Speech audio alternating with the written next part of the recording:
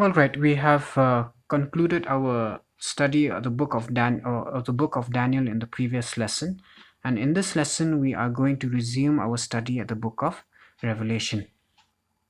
Um, but before we going to study or begin our study, I would just like to dedicate a few minutes of the time that we have highlighting some of the important points about this book. I advise that you pay close attention to what I'm about to say because I believe this will help you in your personal study of the prophecies of the Apostle John, and also to be able to better understand what we're going to deal with uh, throughout the remaining part of this Bible study series. Now, firstly, the book of Revelation is inextricably connected to the book of Daniel, and in just a few minutes from now, you shall see that this is exactly the case. So, the book of Daniel is like the book of Daniel holds the key to understanding the prophecies in the book of Revelation, and these two books are really are closely related to one another. And secondly, like the prophecies of Daniel, for the most part, Revelation was also written in symbolical language. In other words, when the book of Revelation speaks about a beast with seven heads and 10 horns, it doesn't mean that you will go and look for a beast uh, that fits that description. Uh, these are symbols that are being used, and we need to decipher uh, the meaning behind these symbols. Now, how do we go about deciphering these symbols? This brings us to the third characteristic or the third feature of the book of Revelation, namely that Revelation is written in the language of the Old Testament. So, the Old Testament helps us to understand the book of Revelation. The Old Testament also holds the key, particularly the book of Daniel. They together hold the key to understand the book of Revelation. So when the book of Revelation talks about or alludes to, let's say, Sodom and Gomorrah, then you have to go to the Old Testament scriptures to read about Sodom and Gomorrah and study what the Old Testament scriptures have to reveal about uh, Sodom and Gomorrah. Then only can we understand the symbology that is being used in the book of Revelation, or the message that God is trying to send through the book of Revelation when in speaking of Sodom and Gomorrah. Similarly, when the book of Revelation is talking about or makes mention of, let's say, the prophet Elijah, then we have to go to the story of Elijah to understand what it means. How does the story of Elijah applies in the book of Revelation? All right. Now, the fourth feature is that Revelation is specifically written for the people living at the very end of Earth's history. So, if there's any group of people who should understand or who are privileged to understand the book of Revelation, it is people who are living at this point of time. This goes to show that the book of Revelation is what its name suggests, that it is a book that reveals. Many people have accused the book of Revelation as being a closed book, a book that cannot be understood. However, with the right understanding uh, about the book of Revelation and and understanding these features, you'll know and understand that the book of Revelation is indeed a a book that reveals, is a revelatory book, and it reveals all the secrets uh, of the Bible, or the secrets. In fact, it reveals the plans and the deceptions of the arch deceiver. It unveils his schemes to deceive the people in the last days. So it is very important that we pay a very close attention to what uh, the prophecies of Daniel and Revelation have to reveal to each one of us in these closing hours of the earth's history. Fifthly, the book of Revelation is made up of four main sections. All right. Now, What are these sections? These sections include the following. The first section includes the introduction and the letters to the seven churches, which we read about in chapters 1 to 3. And after that, we have the second section, which deals with the judgment of the kingdom of Christ, or the judgment of the church of God. And we read about this in Revelation chapter 4 to chapter 11. And after that, the third section deals with the judgment of Satan's kingdom. And this this is included in the chapters 12 to 18. And the last section is the one that deals with the second coming and the new heavens and the new earth, which we read about in chapters 19 to 22. All right, now in this series, we are not going to touch upon the first part, that is the part which deals with the introduction and the letters to the seven churches. We are going to jump straight away into the second part that deals with the judgment of the kingdom of Christ. And as you have seen on the screen, the title of this lesson is The Lion of the Tribe of Judah. And we are going to deal with chapters 4 and 5. So let us begin our study by turning to the book of Revelation, chapter 4. And I'm going to begin by reading verses 1 to 6. This is what it says. After this I looked, and behold, a door was open in heaven, and the first voice which I heard was as it were of a trumpet talking with me, which said, Come up hither, and I will show thee things which must be hereafter. And immediately I was in the Spirit, and behold, a throne was set in heaven, and one sat on the throne. And he that sat was to look upon like a jasper and a sardine stone. And there was a rainbow round about the throne, in sight like unto an emerald. And round about the throne were 24 elder seats. And upon the seats I saw 24 elders sitting, clothed in white raiment, and they had on their heads crowns of gold. And out of the throne proceeded lightnings and thunderings and voices. And there were 7 lamps of fire burning before the throne, which are the 7 spirits of God. And before the throne there was a sea of glass like unto crystal. Alright, I'm just going to stop here. And for now, I'm going to skip to chapter 5. And I'm going to read verse 11, which says, And I beheld, and I heard the voice of many angels round about the throne, and the number of them was 10,000 times 10,000, and thousands and thousands. Now this vision that the Apostle John received is very similar to the vision that Daniel received. In fact, it is the same vision that Daniel received. And this can be seen clearly when we go back to Daniel chapter 7 and see what Daniel had recorded about the vision that he saw concerning the thousands and thousands, the 1,000 times 10,000s, and the seats and the thrones that are being set up. Now let's just go back to Daniel chapter 7, and this is what we read in verses 9 and 10. I beheld till the thrones were cast down, and the Ancient of Days did sit, whose garment was white as snow, and the hair of his head like pure wool. His throne was like the fiery flame, and his wheels like burning fire. A fiery stream issued and came forth before him. 1,000 and thousands ministered before him, and 10,000 times 10,000 stood before him. The judgment was set, and the books were opened. So we can see that what John saw and Daniel saw, the visions of both Daniel and John, are basically the same. And you can see it more clearly when I compare these two visions together in this manner. Now on the left side are the visions recorded in the book of Revelation, and on the right side we have the vision of Daniel. Now note what the book of Revelation says. It says that a throne was set up in heaven, and round about the throne were 24 elders.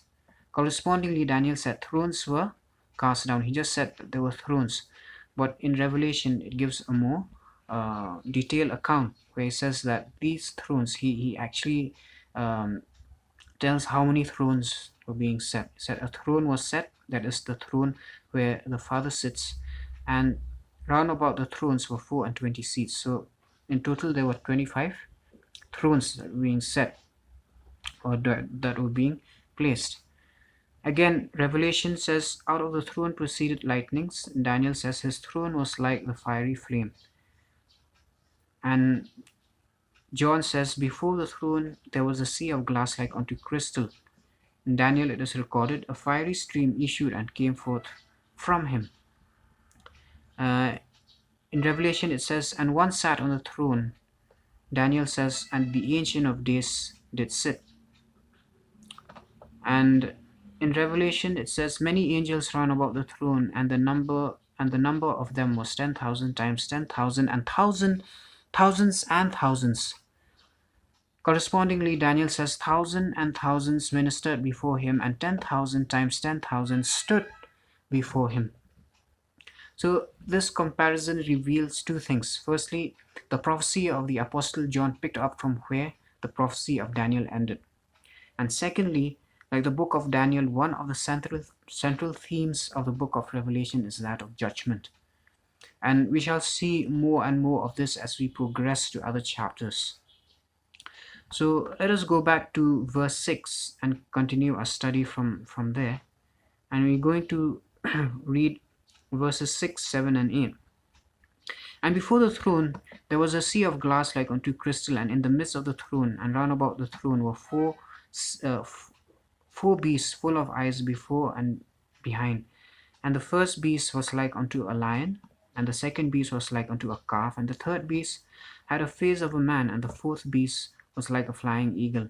And the four beasts had each of them 6 wings about him, and they were full of eyes within, and they rest not day and night, saying, Holy, holy, Lord God, holy, holy, holy, Lord God Almighty, which was and is to come. Now the question is, who are these 4 beasts? Now you have noticed that I have highlighted these different parts of this verse. I've highlighted the lion in yellow color, and the calf in blue, the face of a man in green, and uh, the face of an eagle, the face of the fourth beast in purple. Now you shall see why I did this. I did this for purposely. Now who are these 4 beasts that have eyes all around them, and who are like a lion, a calf, a man, and an eagle? Now the book of Ezekiel holds the answer to this question. Ezekiel chapter 10 verse 14 says, and everyone had 4 faces. The first face was the face of a cherub, and the second face was the face of a man, and the third face of a lion, and the fourth face of an eagle. So again, here I have highlighted these different faces with different colors. Now the only difference in Ezekiel's description is that instead of the face of the calf, which is highlighted in blue in the book of Revelation, Ezekiel says that he saw what appeared to be the face of a cherub or a cherub, again, which is also highlighted in blue in the book of Ezekiel. But in any case, I believe that both Ezekiel and John were speaking of the same thing. And Ezekiel goes on to mention the identity of what he saw in verses 20 and 21 of the same chapter, where he says, this is the living creature that I saw under the God of Israel by the river Chebar, and I knew that they were cherubim. Everyone had 4 faces apiece, and everyone had 4 wings, and the likeness of the hands of a man was under their wings. In short, the 4 beasts in Revelation are a class of angels of which Lucifer once was. This is recorded in this particular verse, Ezekiel 28:14. In other words, cherubim are angels, and they are pictured in Revelation as beings who have eyes all over them, and they are nearest to the throne of God. Now this goes to show that the cherubim are a class of angels who are privileged to hold a superior position than their counterparts, namely the seraphim. In having eyes around them connotes the office that these angels hold as beings who are privileged to have access to information that the seraphim perhaps do not. This is also evident from the fact that John saw these angels uh, standing very close to the throne of God. It is no surprise, therefore, that before his fall, Lucifer was seen upon the holy mountain of God, and he walked up and down in the midst of the stones of fire. Now, by stones of fire, understand that this is synonymous with the fiery stream that gushes out of the throne of God as depicted in the books of Revelation and Daniel. Now, because they are closest to the throne of God, these angels also have the privilege to see the face of God all the time. Interestingly, here's what Jesus also said about the angels who always beheld the face of God in heaven. In Matthew chapter 18, verse 10, it says, "Take heed that ye despise not one of these little ones, for I say unto you, that in heaven the angels do always behold the face of my Father which is in heaven." So these words of Jesus suggest that the angels who are charged with the responsibility of being guardian angels are the cherubim. These angels therefore act as storehouses of information, which is certainly an integral part when it comes down to the judgment. Now, when you judge something, you need information. So who has these information stored, or who are privileged to have access to this information?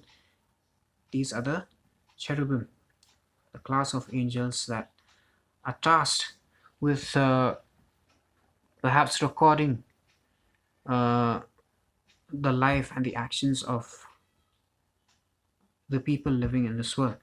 Now, concerning the four faces that appear on the four beasts, namely the face of the lion, a man, the calf, and an eagle, here is an interesting commentary made by Sir Isaac Newton concerning the Israelites who journeyed in the wilderness for 40 years. This is what he says: "People of Israel in the wilderness encamped round about the tabernacle, and on the east side were 3 tribes under the standard of Judah, on the west were 3 tribes under the standard of Ephraim, on the south side were 3 tribes under the standard of Reuben, and on the north side were 3 tribes under the standard of Dan. The standard of Judah was a lion, and that of Ephraim an ox, that of Reuben a man, and that of Dan an eagle." And a detailed account of how the camp of Israel was organized throughout their journey through the wilderness can also be found in Numbers chapter 2. We can go to Numbers chapter 2 and read about this. So before we continue our study in the next verse, I would just like first to comment a little bit about what these 4 beasts say, or what words they utter in rendering their praise and their worship to God. It is said in verse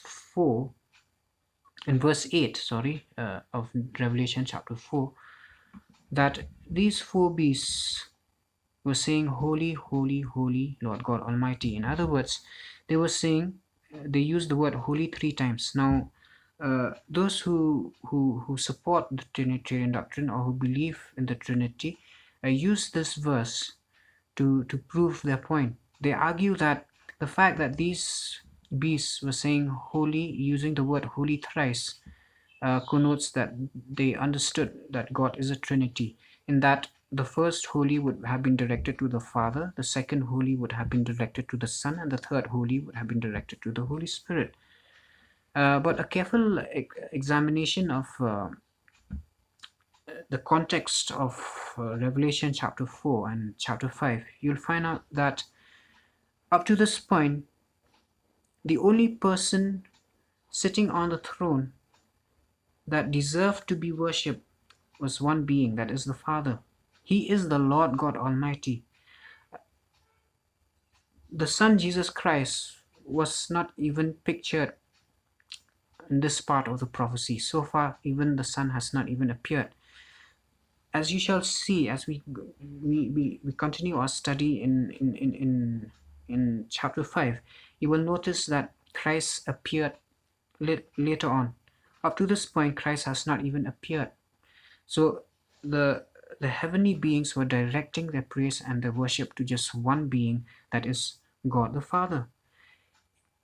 It is later on that we shall see that after Christ appeared in the scene, that the 24 elders, or the 24 elders, and the beasts, and all the angels, all the heavenly beings, they worship, they gave their praise and their worship not only to God Almighty who sat on the throne, but also to the Lamb of God. And their praise and their worship directed to two beings, not just one being or three persons in that one being. So in saying holy, holy, holy is just a way of saying. It does not connote, it does not suggest that these heavenly beings recognize God as a Trinity. No, that does not prove a Trinity at all. In saying holy, holy, holy Lord God Almighty, they did not suggest that God is a Trinity, but rather there is one God, and that one God is the Father. And his Son, Jesus Christ, deserves to be worshipped because he is also divine. Divine as the Father is divine, because he came out of a divine being, so he is divine. So this is the meaning of what holy, holy, holy is. It does not connote a Trinity, but rather just the opposite, because they are giving praise to one being. And later on in the study, you'll find out that the heavenly beings give their praise and worship to just two beings, that is the Father and the Son, as opposed to three beings or three persons as the Trinity or the Trinitarian doctrine suggests. All right, now we shall continue our study in Revelation chapter 4, verse 9 to 11, where it says, "And when those beasts give glory and honor and thanks to him that sat on the throne," you see, these beasts gave glory and honor to him that sat on the throne. Who sat on the throne? It is the Father who sat on the throne, who liveth for ever and ever. The 24 elders fall down before him that sat on the throne, and worship him, and that liveth for ever and ever, and cast their crowns before the throne, saying, Thou art worthy, O Lord, to receive glory and honor and power. For thou hast created all things, and for thy pleasure they are and were created.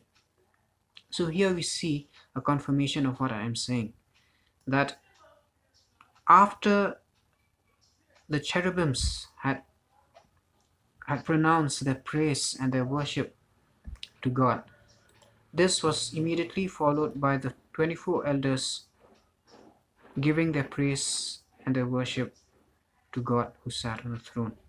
Now, where's Jesus here? There was no Jesus was not even present in this picture.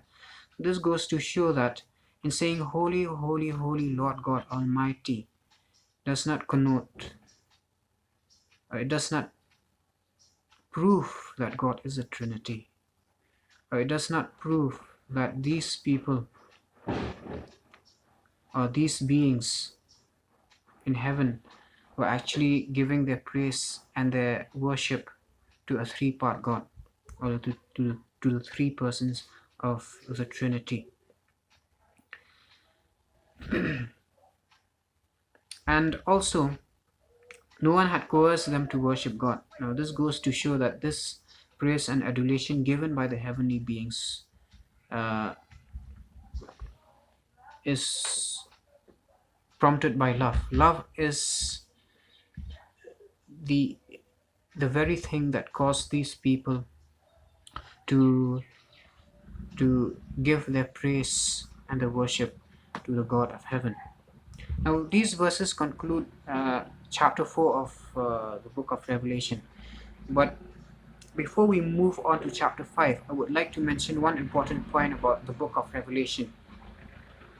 Now, there is a tendency to treat different chapters of Revelation as disconnected and incoherent pieces of information. But let me tell you that the opposite is actually true about this book. For the most part, the group of chapters which fall under the different sections that Revelation is divided into are to be read and understood on the basis that they are accounts depicting a continuous chain of events. For instance, chapter 4 to 11 of section 2 that we are currently dealing with are a continuous chain of events. Similarly, chapters 12 to 18 are to be treated likewise. There are, however, exceptional cases There are, however, exceptional cases, as you shall see, where the visions of John takes us back to an event or a set of events that do not pick up exactly from where the previous chapter or vision ends, but nonetheless are related to the visions in the previous and the upcoming chapters. So, in light of this understanding, we shall now proceed to chapter 5, knowing fully well that this chapter is a continuation of what is found in chapter 4. Uh, Wherever and whenever we get to the point where the vision pauses and takes us back to another event that is not a continuation of what we just read, I shall make sure to point it out to you. Alright, so now let us go to Revelation chapter 5, beginning with verses 1 to 4, and we shall see what John has to say. And I saw in the right hand of him who sat on the throne a book written within and on the backside, sealed with 7 seals. And I saw a strong angel proclaim with a loud voice, Who is worthy to open the book and to loose the seals thereof?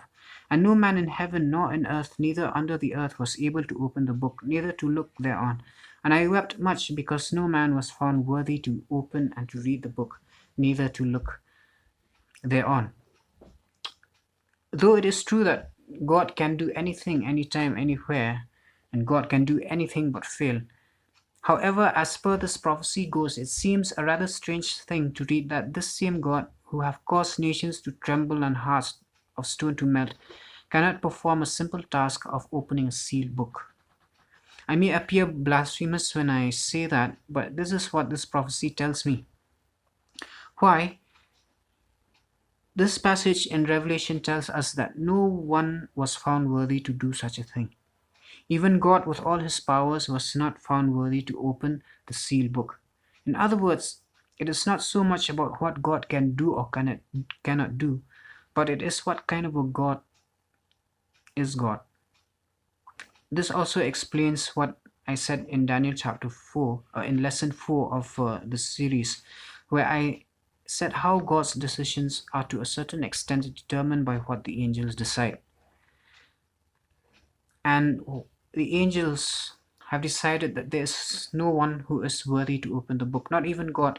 They even after having said that God alone is worthy to be praised and to be worshipped, yet the same God whom they gave their praise and their worship and their allegiance to is not worthy to open this book, which was sealed by 7 seals. Anyway, whatever transpired in heaven, John was grieved to see that there was none worthy to open the book. But relief came in the next verse, when one of the elders who sat on one of the thrones made a remarkable proclamation. And this is what we read. And one of the elders said unto me, Weep not. Behold, the Lion of the tribe of Judah, the root of David, hath prevailed to open the book and to loose the 7 seals thereof. This verse immediately confirms that what we had read earlier about Sir Isaac Newton's commentary on Numbers chapter 2, where the standard of Judah was that of a lion. And Jesus is the one who is here identified as the Lion of the tribe of Judah, because he alone is the root of David. In saying that he has prevailed to open the book, it means that he is found worthy to unfasten the seals and reveal what is written in the book. What made Christ worthy to open the book? Verse 9 reveals the answer, but we are going to read from verse 7 to get the context of what the book of Revelation is actually telling us with regards to this one. So let's go to Revelation chapter 5, reading from verse 7. This is what it says. And he came and took the book out of the right hand of him that sat upon the throne. And when he had taken the book, the 4 beasts and the 24 elders fell down before the Lamb, having every one of them harps and golden vials full of odors, which are the prayers of the saints. And they sung a new song, saying, Thou art worthy to take the book, and to open the seals thereof. For thou wast slain, and hast redeemed us to God by thy blood out of every kindred and tongue and people and nation, and hast made us unto God kings and priests, and we shall reign on the earth. So the sole reason that Christ was found worthy of loosening the seals was the fact that he was victorious over Satan and sin. It is here that we witness the greatness of God's character. As the potentate of the universe, God could have easily abused his power by taking upon himself the responsibility of unfastening the seals and opening the book. And everyone would have just kept mum and would have not dared to object to what he is doing or to raise an objection. But because he honored and respected the Son as the Savior and the Redeemer of the world, something which he himself could not do and be, God waited for his Son to do the honors of opening the seals. How many people today display this kind of character? How many people possessing wealth and power are also rich in justice and integrity? I, for one, have hardly seen or come across a person with wealth and power whose integrity of character is maintained. It just goes to show that the farther away one drifts from God, the more one is drunken by money and power, the more one is prone to live a life that is far removed from the kind of life God desires one to live. It is only when Christ lives in you that you become humble and true as He is. For this cause, Paul writes to the Philippians the following. This is what he said: "Let this mind be in you, which was also in Christ Jesus, who being in the form of God, thought it not robbery to be equal with God, but made himself of no reputation, and took upon him the form of a servant, and was made in the likeness of men. And being found in fashion as a man, he humbled himself, and became obedient unto death, even the death of the cross." Now, Christ here did not make himself, or it says here, but Christ made himself of no reputation. He did not think of himself highly, but he gave his glory, his honor, his praise to the Father. And what you see in Christ is also seen in the Father. The Father gives glory, praise to whomever it is worthy to be given glory and praise and honor. And he gave glory, praise, and honor to his Son, because it was his Son who battled against sin and temptation. It was his Son who overcame the arch deceiver, that is the devil. But it was not the Father. The Father was not directly involved in the battle against Satan and his agents. It was Jesus Christ who was directly involved in the battle against sin and who redeemed man from sin. So it is because of this humility and unwavering obedience to God that God exalted his Son. So this is what we read in verses 9 to 11. It goes on to say, "Wherefore God also hath highly exalted him, because he was humble, because he was obedient unto death. Wherefore God also hath highly exalted him, and given him a name which is above every name, that at the name of Jesus every knee shall bow, of things in heaven and things in earth and things under the earth, and that every tongue shall confess that Jesus is Lord, to the glory of God the Father." This is in complete agreement with the account that we just read in this study of Revelation chapter 5 verse 7 to 10. And because of the victory he achieved, in spite of being severely humiliated and disgraced by those he came to save, God exalted him above his peers. And not long after the pronouncement of the name of the Lion of the tribe of Judah by one of the elders, the following is what we read about what John saw and heard.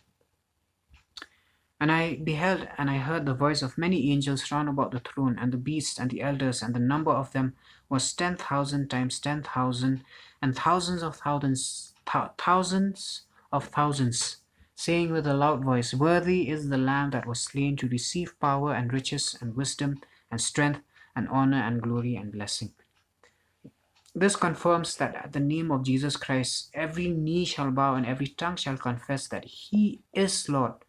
Further, what I personally understand from this passage is that the reception of the sealed book from the Father's hand is synonymous with the receiving of the kingdom from the Father after all of heaven have judged and found Christ that he is the only candidate worthy to set up a kingdom that would last forever and ever.